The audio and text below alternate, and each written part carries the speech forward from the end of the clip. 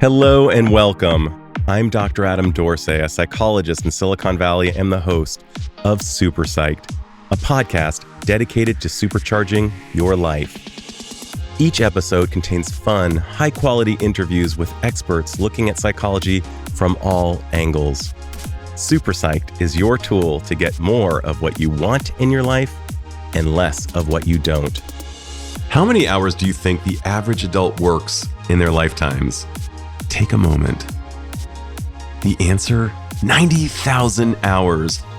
Yup, along with sleep and leisure, we're spending a lot of our heartbeats at work. So we should think deeply about how we invest those heartbeats. I am so glad to have had the opportunity to speak with the Chief Medical Director of Employee Health and Wellbeing for Johns Hopkins Medicine, Dr. Richard Safir. Rich wrote a phenomenal book called A Cure for the Common Company, a well-being prescription for a happier, healthier, and more resilient workforce. It has tons of helpful research and advice for companies who want to understand that giving their employees a healthy place to work isn't just the right thing to do, it's also good for business. This book has been hailed by numerous thought leaders, and I wholeheartedly agree with the number one executive coach on the planet, Marshall Goldsmith, who said, Dr. Richard Safir provides a roadmap to create a well-being culture that will lift the team to new success. So listen in as Rich and I talk about making workplaces healthier places. Dr. Richard Safir, who has asked me to call him Rich, welcome to SuperPsyched. Thank you, Adam. I have to say, as this date has gotten closer and closer, the imposter syndrome really was creeping in quite a bit. I just finished listening to the episode with Cynthia Muchnick about parenting teens. What a great episode. I'm so glad you liked it. What is beautiful about you sharing the fact that even you, a chief medical officer of health and well-being at Johns Hopkins Medical, can experience that. It just goes to show that all of us can. So, dear listener, oftentimes, if any of you have any compunctions around having imposter syndrome, oftentimes it's a sign that you're doing a great job, because very, very rarely is somebody who's just absolutely convinced that they are totally crushing it. Very often they are not. So oftentimes they're suffering something called the Dunning-Kruger effect, which is a whole other cognitive issue where I call it the Homer Simpson syndrome. Anyway, yeah, Rich, I love that you shared that. Well, I'm pretty transparent, and it's kind of good for my soul to just kind of be transparent if it feels right at that moment. And from a similar space, I believe, in terms of transparency, authenticity, if I could kind of build off the notion of transparency, came this book, The Cure for the Common Company. It reads really well. It's absolutely essential reading for anybody who has people reporting to them, or even people who are reporting to bosses, or people who care about workplace wellness. Because one thing I know for sure, on average, we Americans spend 90,000 hours at work, and the biggest predictor of our happiness, even if we work for a great company, is the quality of the relationship we share with the person we report to, as well as the teams that surround us. And this book is all about that, creating best practices for creating a healthy work culture. Before we even get into some of the incredible insights from your book, can you share how this book was born?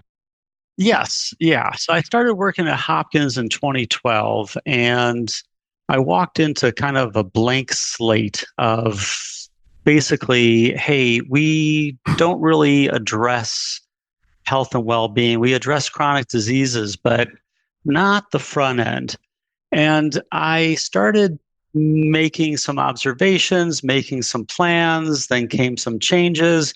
And about 6 months into my work, I started keeping a journal because I kind of felt like something good was going to happen. And I had some funny stories along the way. And After keeping that journal for 5 or 6 years, I realized, I think I have a book here. And listen, for your listeners, this is not about Hopkins. There are some stories about Hopkins. I've been in the employee health and well-being space for 25 to 30 years now, and I've worked in multiple industries. So at this point, being closer to retiring for sure than beginning my career, I have learned a lot along the way, and a lot that most leaders aren't aware of that could really help them be a more effective leader and also help their own well-being. Fantastic. I'm so glad that you put the time to it.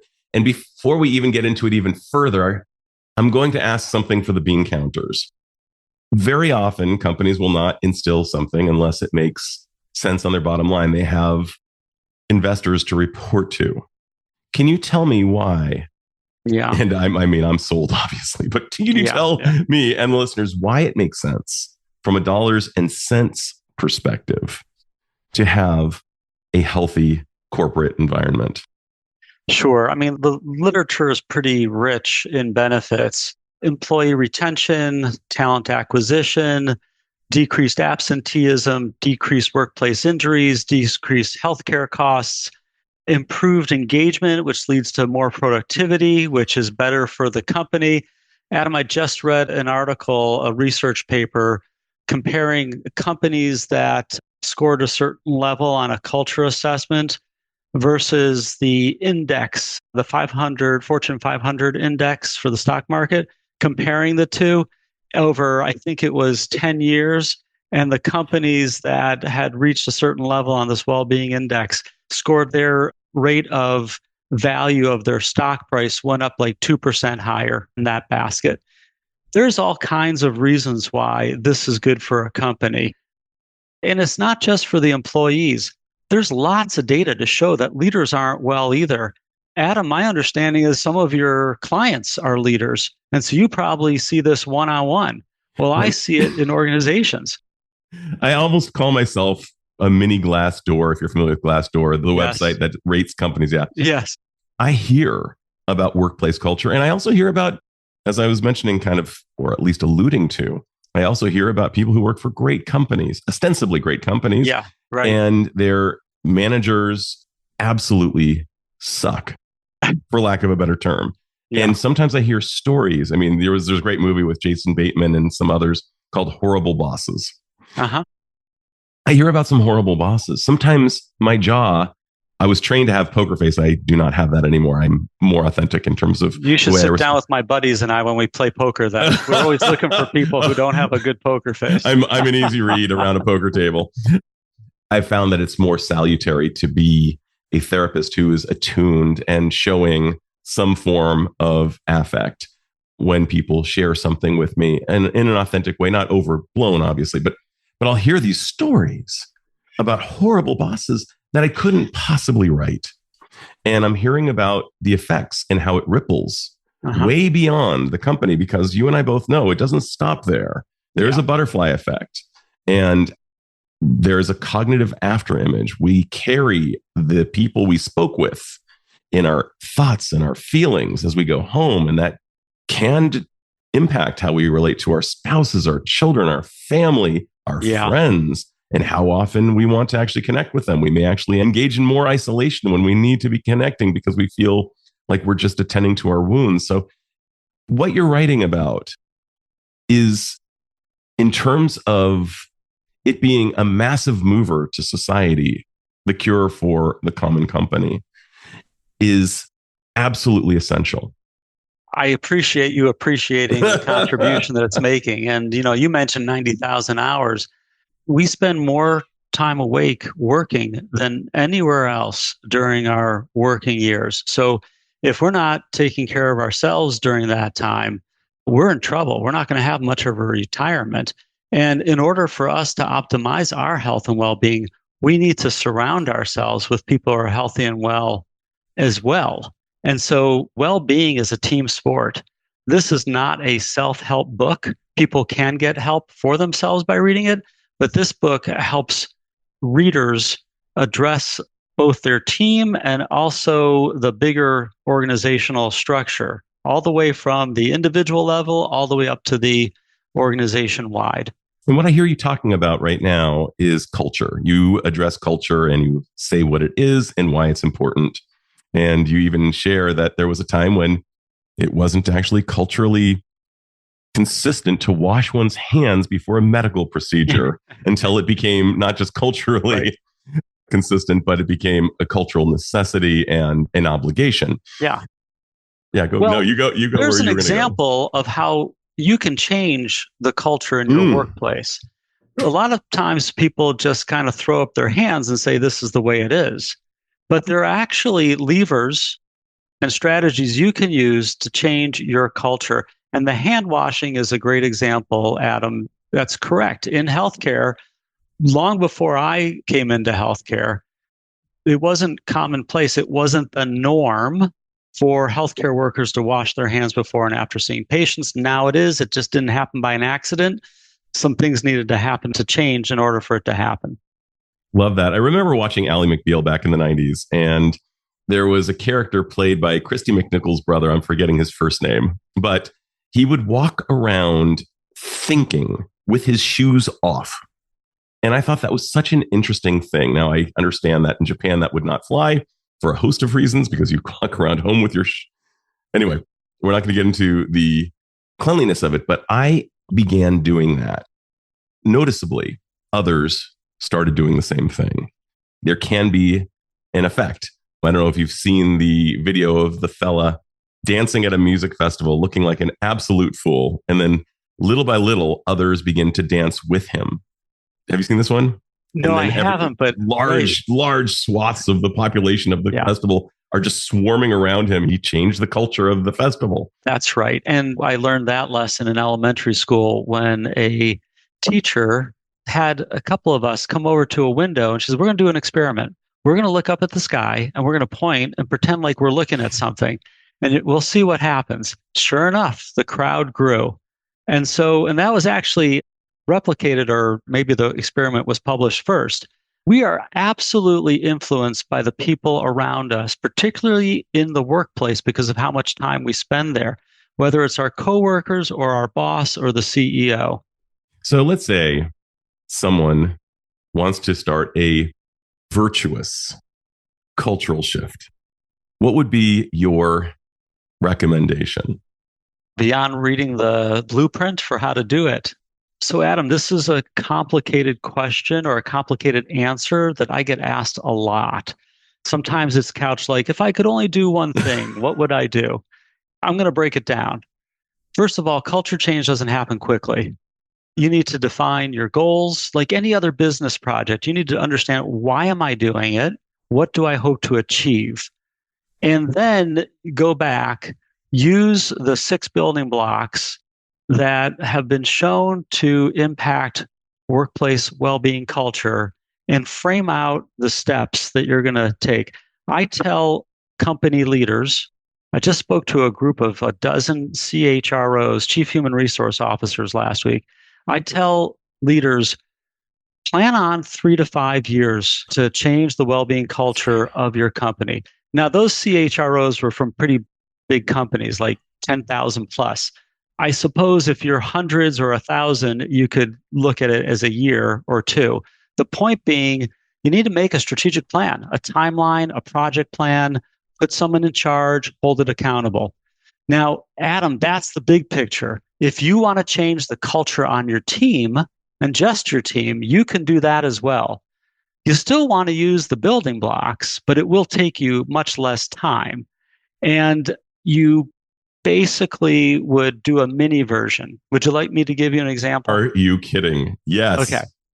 So probably at least 5 years ago, our team decided that we didn't like looking at emails before normal work hours or after normal work hours.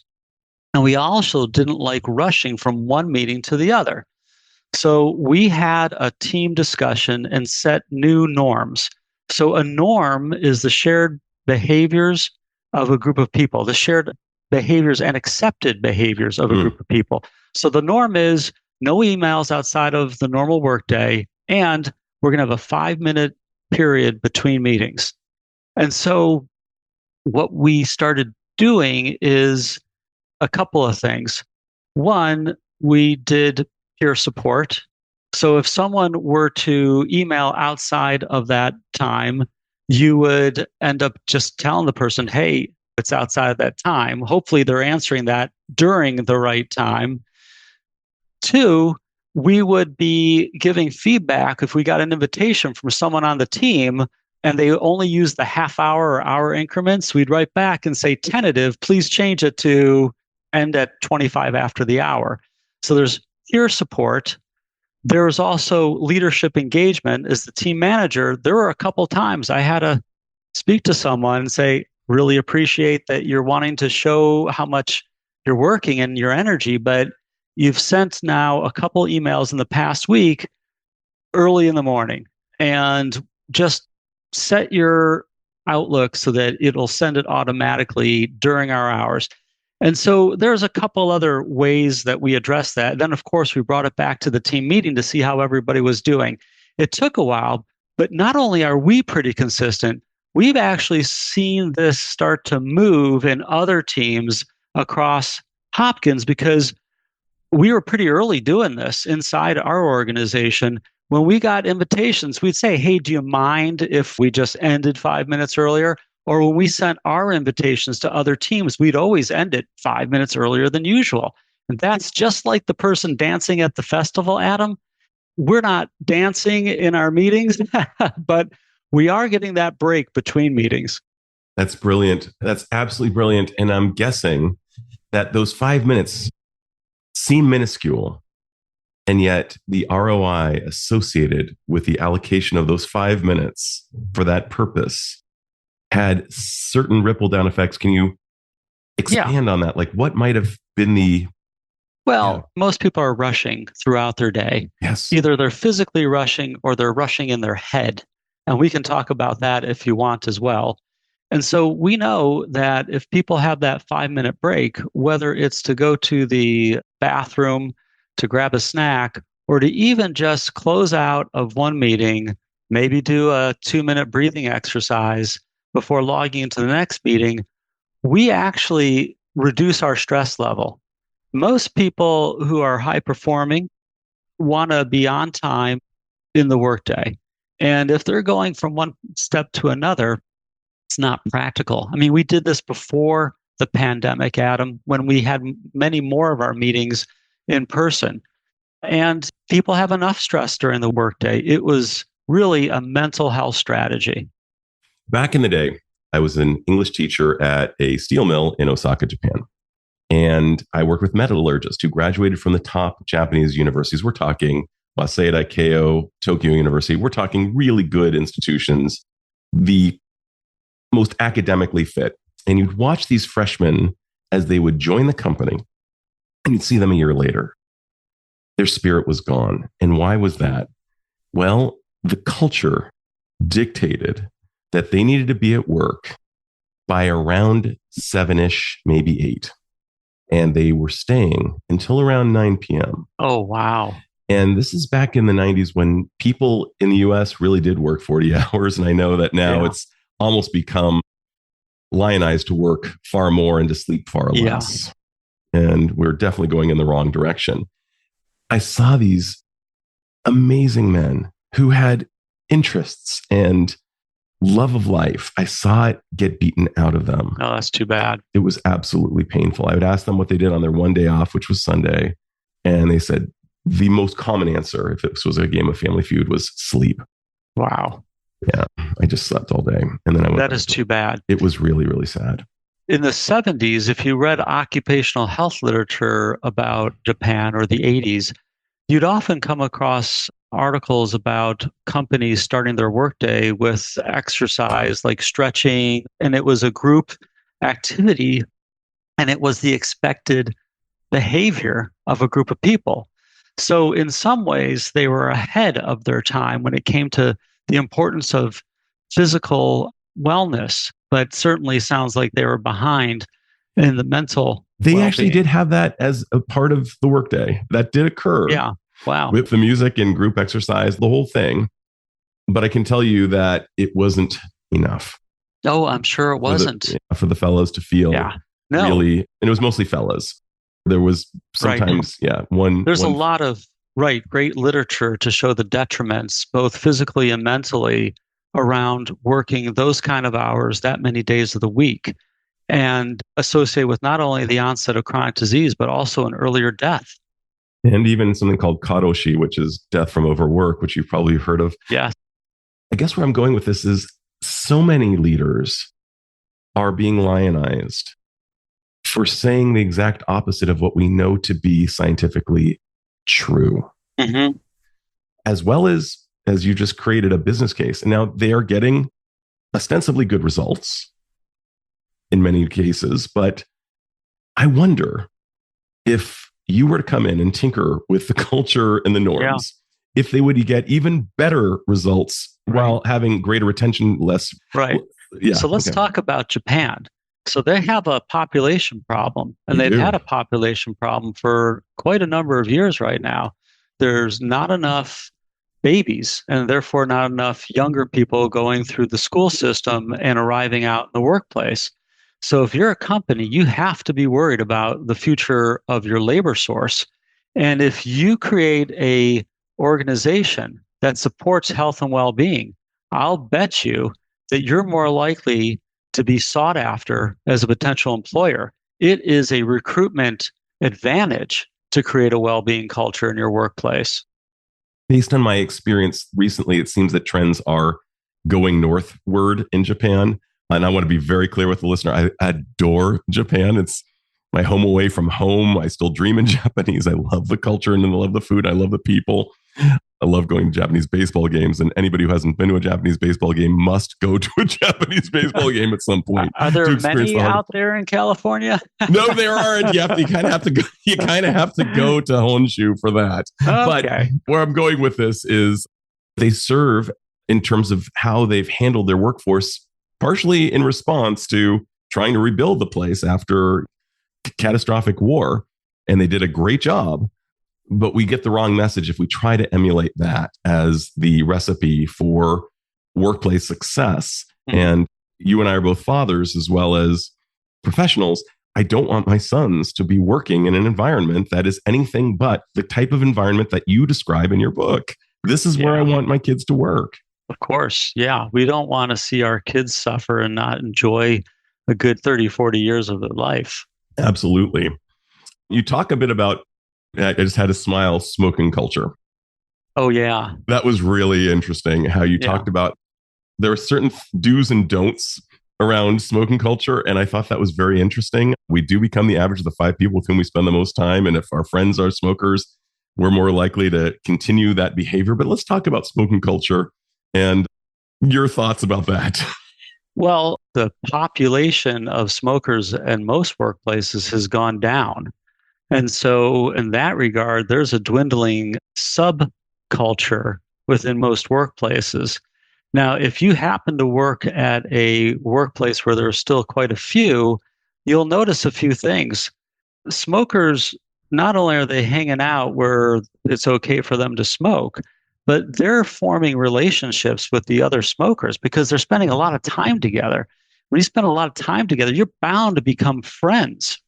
And so quitting smoking becomes a much more complicated goal when you're not only trying to overcome an addiction, a very powerful addiction, you're also foreseeing that you're going to lose time with your friend. And so what are the prospects? You like smoking, and that's what your friends are doing.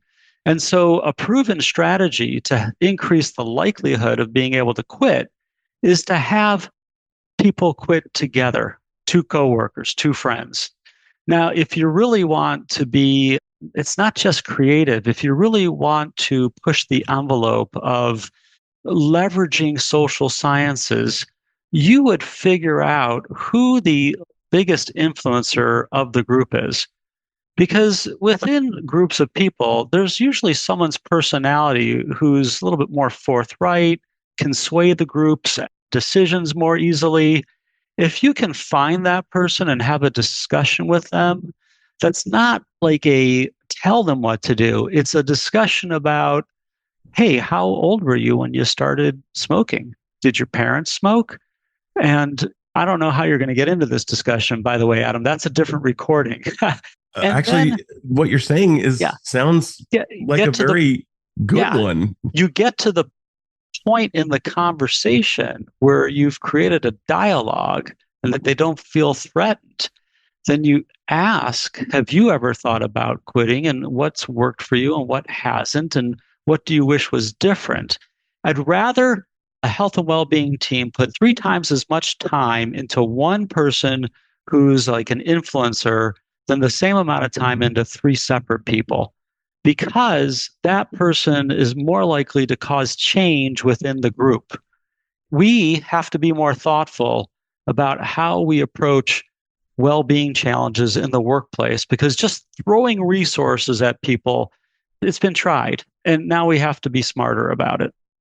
As you're speaking, I'm also kind of imagining the same strategy could apply. Let's say we get wasted after work culture. Do we just get wasted on alcohol or whatever? Mm-hmm. What if one of the people who's experienced some cognitive dissonance around this, now thinking to themselves, this isn't consistent with the way I want to live my life. And you know what? When I wake up in the morning after getting wasted after work, it's a really hard morning for me and a hard work day in general. It takes me a day or two to recover.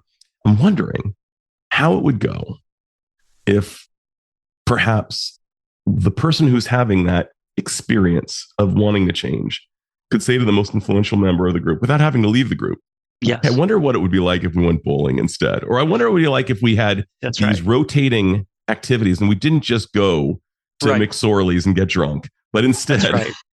So that's right. If that person was able to express themselves in an authentic and convincing way.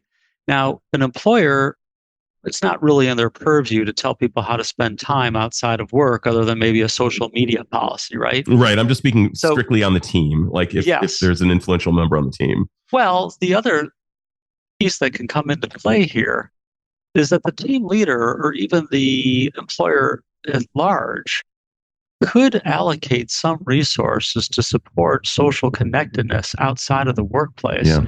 There was a time where companies had softball teams and bowling teams and other teams. And by asking that person who's got this cognitive dissonance about what they're doing after work with drinking, hey, what activities do you like to do? If they like bowling or softball, that would probably push them over the edge when you say, well, listen, we're going to give you X dollars to fund T-shirts and Gatorade. Sorry, I shouldn't have said a corporate name on the show. And we'll set you up with a baseball field. We'll even make the arrangements with the town to reserve it Tuesday nights. Now you're getting the organization to support your change, and that's just going to help make it easier to transition. I love that. I actually do want to call out one of the companies that you mentioned in the book. You do describe certain companies by name, one of whom I just smiled when you brought them up, and that would be REI, the outdoor company. Yep. And every time I walk into REI, there's an incredible vibe in there. I know that they were one of the first companies to adopt a no working on Black Friday policy. Hats off to them for that. Hats off to them. They are doing a good job, and they are a case study in a company that's doing well and has, I believe, 96% of its employees, per your book, fairly stoked on working there. Let's talk about REI and how do they get it right, and how could other companies learn from them? They really allow their employees to play a more active role in the company. It appears from the outside that they have more of a say in the organization itself. So they're allowed to nominate, or they are encouraged to nominate coworkers for having done something or say something that embodies the values of REI. And then they pick a winner. And I can't remember if it's every month or just at the end of the year. But to have your coworker, this is a form of peer support, to have your coworkers identify you and acknowledge you for seeing how you live out the values of the organization, and shared values is a second building block in the book. That's a demonstration of how to shape the culture. Adam, it's a co-op. So it's not the usual organizational structure. And employees get a say, and so do customers get a say in how things are going to play out. Love that. And I think it's so great. We talk about values all the time, but if there's a gap between the value and how we're actually comporting ourselves, what's the point of the value at all, except to, instill further, to use that big word, cognitive dissonance. When cognitive dissonance, by the way, if your listener, is when we're holding two distinctly opposed thoughts at the same time, and that dissonant feeling that we have when we know we shouldn't be eating this thing, but we're eating that thing. And that's an example. You talked about the value of them, just calling out the employee once a month for really rocking that value. It sounds like something we did in school. Yeah. And yet these things work. Yeah. And it's not just the team leader who's doing it, it's a coworker. So it's important to have a supportive manager. At the beginning, you identified what most of us know to be true, is that when a manager is a great supportive manager, you tend to like your job. And when a manager is not, you tend to not like your job. Coworkers can also play a big role in your well-being. You mentioned that by closing on Black Friday, they set the pace for other companies to follow suit. That's really a tip of the hat to the workforce to say, we respect you enough to forego a day of revenue. And that's like major sign of respect for the employees. You've been in REI, I've been in REI. When you go into REI, the way the store is designed, it's a very light feeling. The ceilings are very high. The way they've displayed the merchandise mixed in with some other features, it generally brings a lighter step, not just to the visitors, but imagine you're the employee who's working there. You got to feel much better with all that light, as opposed to working in a store that has lower ceilings and less light. These things matter. Yeah. Or for that matter, really, what do they call those lights? You and I both hate. Strobe lights? No, the types of overhead lights is most frequently seen in offices. Suddenly I'm blanking on what they're called. LEDs. The precursors to those. Well, you and I won't get a job in facilities. So. Nope, we will not.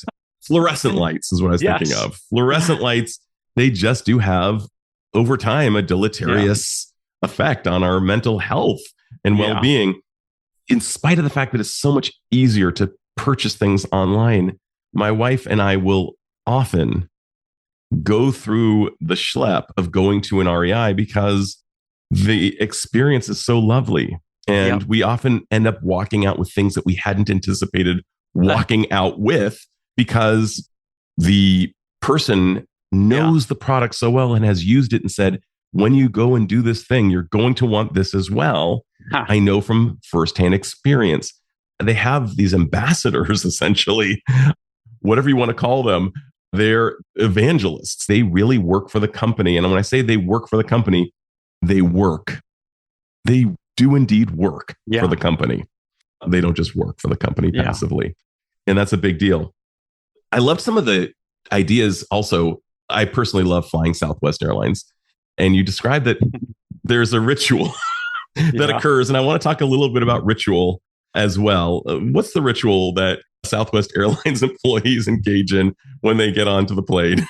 When they are about to board the plane, there's a heart on the left side of the door. And it's funny, Adam, after I researched this, I was very cognizant as I was walking down the gate lane. And apparently some of them, maybe many of them, they put their hand on the heart. And I can't remember if they then kissed their hand or they paused to say something, but they recognize the connection between their job and the logo of the company. I mean, it really connects them. And that kind of dedication and spirit is really not matched by many companies. And I don't know how that ritual came to be, but it's really, I thought, a very powerful demonstration about how well-being is much more than a program or a benefit. It's that feeling we have about who we work for. Is there a sense of pride? Is there a sense of belonging? Do we have respect for our employer? And that ritual demonstrates many, if not all, of those attributes. Ritual is such a big deal. And the idea of connecting to something greater, realizing it's not just about me. Yes. Whether it's I go to work to take care of my family, Yeah. that's something greater already. But Mhm. knowing that I'm part of a service that is taking people from point A to point B and hopefully giving them a good experience. Yeah. And I care about my fellow employees. There's something just, Yeah. it even goes almost to religious practices that you and I are Right. both familiar with. So I'm just reminded that, I would say that rituals, when they're done by a group of people, they're a norm. So norms are the expected and accepted behaviors of a group. So another norm that Southwest performs or engages in is those humorous announcements before takeoff. Now, I know that it sounds like the people making the announcement are having fun, and I know that I and the people I'm sitting near enjoy it, but it serves another purpose. It's helping to lower the stress level of the passengers, which helps lower the stress level of the flight attendants and the entire crew. And so they understand that there are people who are nervous to fly, and they're both helping the customers, the passengers, as well as themselves. So I would say that is a beautiful norm that they've created to help their own well-being. I absolutely love that. Flying is terrifying to many of us, myself included. I fly a lot. And I actually interviewed a flight captain from United Airlines just because so many people suffer from flight anxiety. Yeah. And even though I fly all the time, I'm the only one in my family who just absolutely abhors turbulence. I hate it. It sets me all sideways. So the idea that these folks are saying, hey, listen, humor is a known anxiolytic, something that reduces our anxiety. And we're going to engage in it. And they engage in it so well at Southwest. And I actually would say that from a learning perspective, humor seems to enhance our capacity to remember what's being said. Yeah. And I would also say it probably increases our connection and our affiliation with a thing. So really, humor well done. There's this book called Humor Seriously, written by Jennifer Aaker and Naomi Bogdanas out of Stanford Graduate School of Business. And they basically created a case for humor done well. Now, I'm not talking about crappily, because humor done crappily has another effect and not the one that they intend. But if it's done well, there is a massive business case for it. Let's just talk about, since you are a physician and risk benefit analyses are part of your world, as are side effects of any intervention, whether it's medical or surgical, there are always side effects. There are probably well-intended interventions that companies engage in that may have unintended side effects. For example, it could be said that companies that have hairdressers on staff may cause their employees to work longer hours and increase the likelihood of burnout and unintended consequences, or perhaps, who knows, depending on who's behind the wheel. But let's talk about that. Whether it's company merch with logos on them or anything else, what are some... There are a variety of companies in your neck of the woods that have been accused of giving these very rich benefits of nail salon and hairdresser, the laundromat, all those things, only to cause their employees to stay longer. Now, that's entirely possible. I don't want to speak to intent, but we do know that when individuals don't have a rich life outside of work, it's not good for their well-being. And if employees don't feel well inside for whatever reason, they're really not likely to be as great a contributor to their teams and their company's success. Now, Adam, there's a rather large company whose name I won't mention for the spirit, because I don't need to trash any company. Of course. So the order in which we arrive and deliver strategies is important. And you could imagine that a company that's overworking their workforce and doesn't address how to make jobs easier and instead puts in a meditation pod somewhere not in walking distance of this, it's a very large company, but makes a big fanfare about one pod for, let's say, 10,000 people. You can imagine the backlash and the irony that that might create. And what you've done, instead of helping the workforce, you may have galvanized at least a portion of the workforce to create a dialogue or an open dialogue about how poorly the company treats you. So this is not easy work. Many people who are put into the position to make employee health and well-being decisions were not trained in this area. They might be a well-intended human resource professional whose boss said, hey, you're in charge of this now. It might be someone who was trained in occupational medicine, which is a specific medical specialty, which last I checked does very little, if any, training in the health and well-being space. It's really about injuries and exposures. And so if you're a leader who's going to make a decision about who you're hiring, you really want to be mindful. People with health promotion degrees are much better trained, or they are trained to make better decisions in this area. If any of your listeners want to talk to me about that, they can contact me, of course. Absolutely. And you are just a font of information. And I would recommend any CHRO or anybody who wants to see their culture surge northward, speak, or at least go northward over time, perhaps 2 to 5 years, even if need be, speak to you. I was really also buoyed by something else you said before I get to it will be my penultimate, my second to last question. I was buoyed by the fact that you called out an executive at Cisco, perhaps the CEO, who recognized that mental health is important. You also, in various places throughout the book, talk about vulnerability and its importance and its use.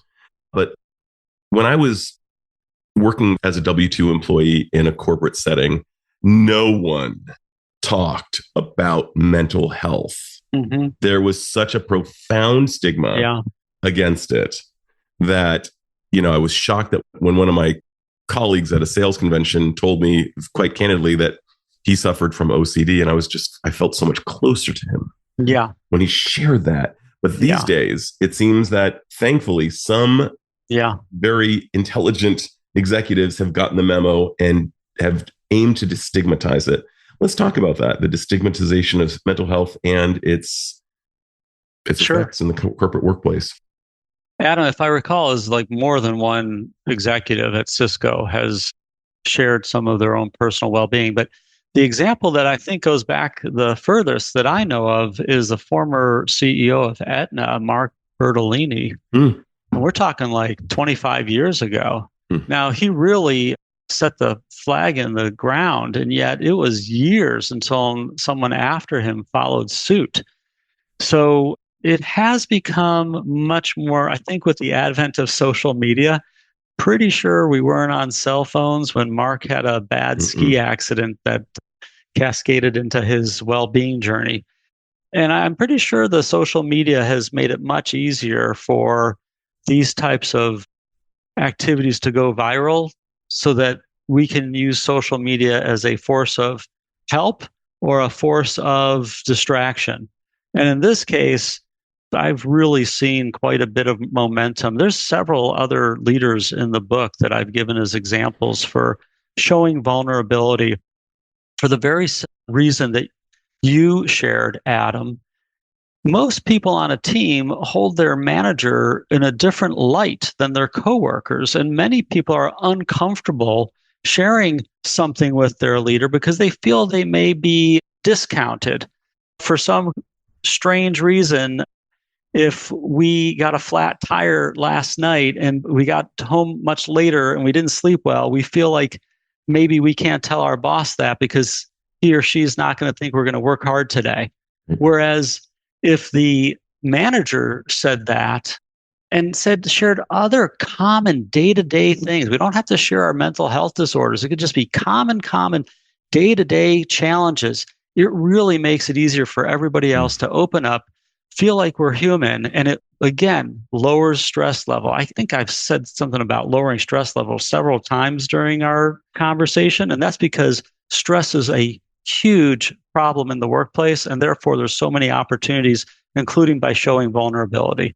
I love that. And by the way, dear listener, when Rich showed up on our call, I thought I was being punked because we both have hibiscus tea in ball jars. And we're both drinking it for similar reasons. For health purposes, it's purportedly good for reducing blood pressure and other things, cardiovascular health. And of course, it's potentially hydrating. And I can tell that you do little things throughout your workday and probably throughout the week that may have cumulative and maybe even compounding interest effects. What's one of your practices that you engage in to help you be stronger at work and stronger at home? I do integrate many practices. I say the one that's been the most impactful for me is just greater self-awareness. And because I've become more self-aware of my muscle tension, where my head is, my mental state, I've been able to adjust much more quickly.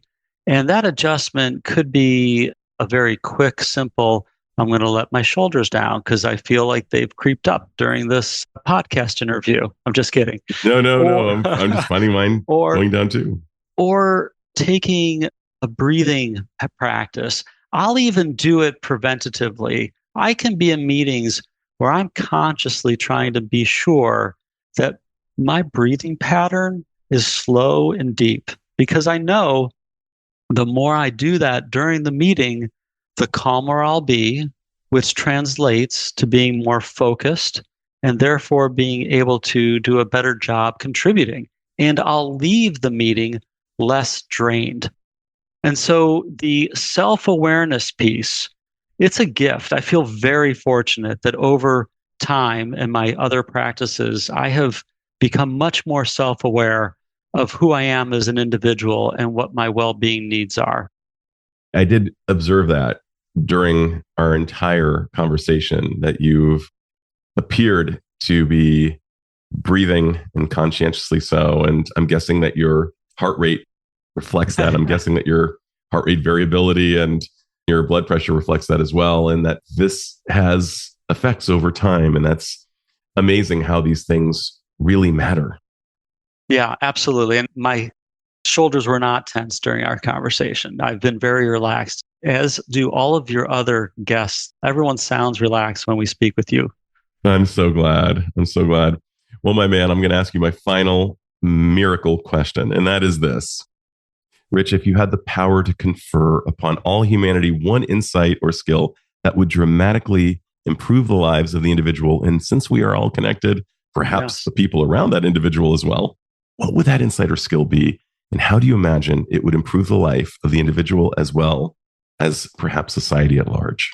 I'm going to stick with the gift that I shared for myself. And I wish for others to find a greater sense of self-awareness, because not only will you have the benefit of knowing when you need to relax and what your other needs are. Like, do you really need to eat now? Or is there something else making you think that you need to eat?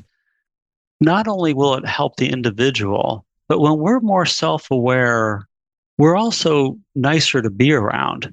We're also more cognizant of how we might be impacting others.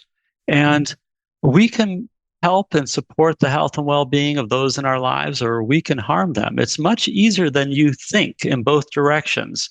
And if people are self-aware, they could be a greater force of good than evil. Did you like my sinister pronunciation of evil? Yes, it is. Evil. Evil. That's pretty cool. Yeah. Well, I really appreciate not only your sinister pronunciation of the word evil, but that fact that you've written a cure for the common company, that you've shared your wisdom with my listeners, that you embody the tenets of the book. This is not just I write it and therefore it's good enough. No, clearly you are doing your best to live it. And I can't thank you enough for sharing what you've shared on this episode. Well, thank you, Adam. It's a great honor to contribute to your podcast, which is helping so many people. Right on. This is Dr. Adam Dorsay thanking you for listening to SuperPsyched. If you know anyone who might like it or who might benefit from listening, share it. And if you like the episode, please hit subscribe.